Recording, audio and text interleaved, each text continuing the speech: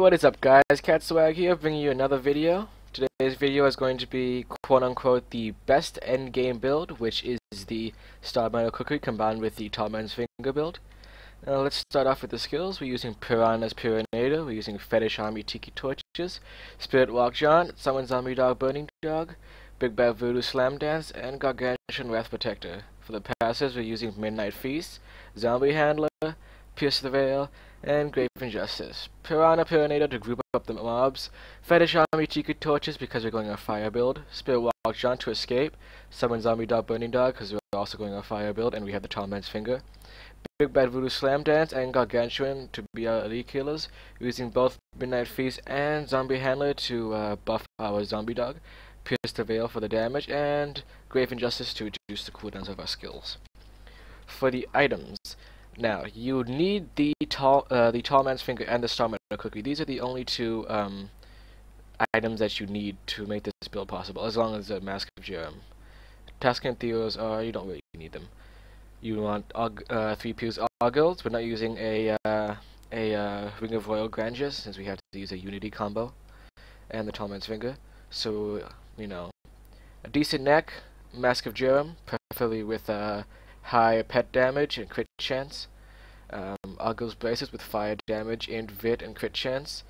You want a chest with high int, high vit, and fetish army damage.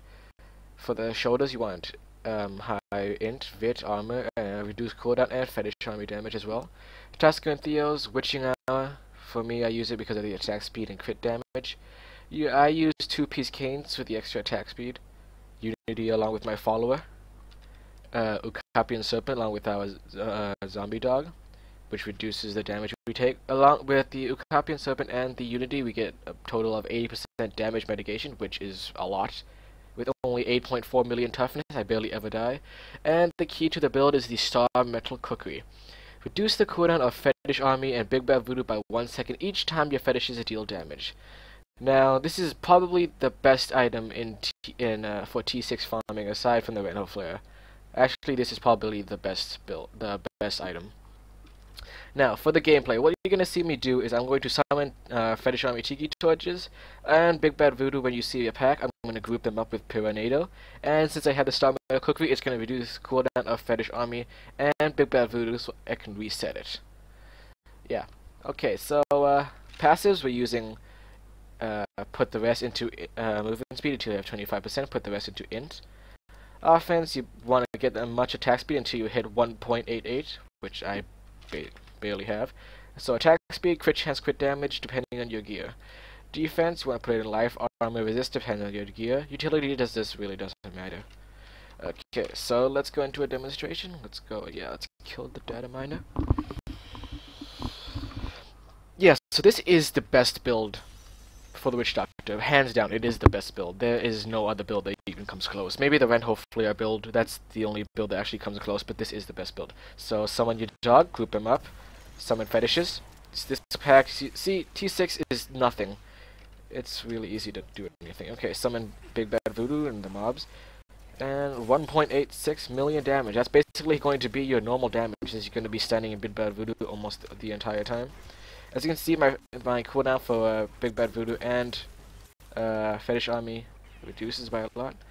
Now, for in this case, since my fetishes couldn't reset the cooldown completely, we're gonna have the Zombie Dog clean up everything.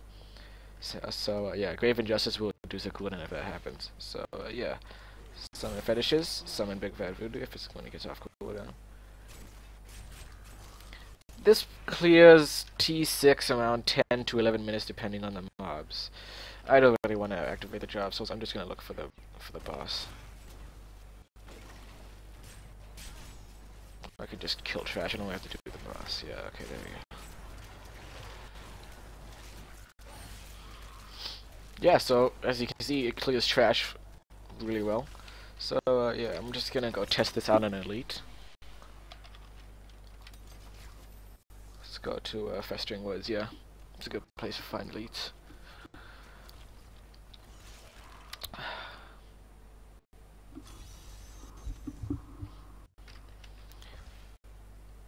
Yeah, let's just go here. To the Ancients, let's find an elite. Okay, here's an elite. What you're going to do is you want to summon fetishes, summon Big Bad Voodoos, drop down your Gargantuan, group them up, and you just basically stand here and walk around. You really do not need to do anything. Your fetishes and pets just take care of everything. You just move around. It's really not. It's really easy. And you could just reset it. And the lead pack, these T6, they die really fast. So I'm just going to return town. I think I covered most parts of the build already.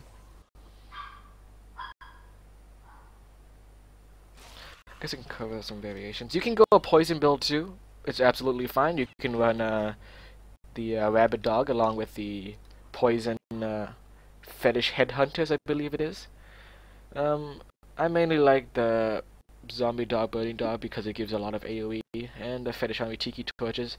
You see, summon an additional 2 fetish casters who breathe fire in a cone in front of them, and deal 85% of your weapon damage as fire. Now this is something that nobody really explains deeply. Okay, now let's see what the effect for the Starmetal Kukri is. Reduce the cooldown of fetish army and Big Bad Voodoo by 1 second each time your fetishes deal damage. Now this is really important to note, that each time they deal damage and not each time they hit.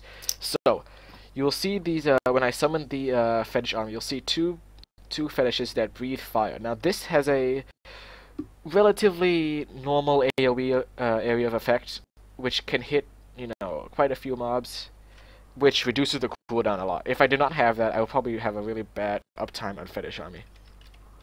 So yeah, this is a brief description on the Starmetal Kukri along with the Tall Man's Finger build. You see I have 1.3 million damage, 8.4 million toughness. T6 is a really easy. I could probably do T8 or T9 if there was. On the ladder, I cleared Rift level 30 without the gems, so it's really effective. So yeah, if you liked the video, please click the like button, subscribe if you want to see more content, and I'll see you guys later. Thanks for watching. Bye bye.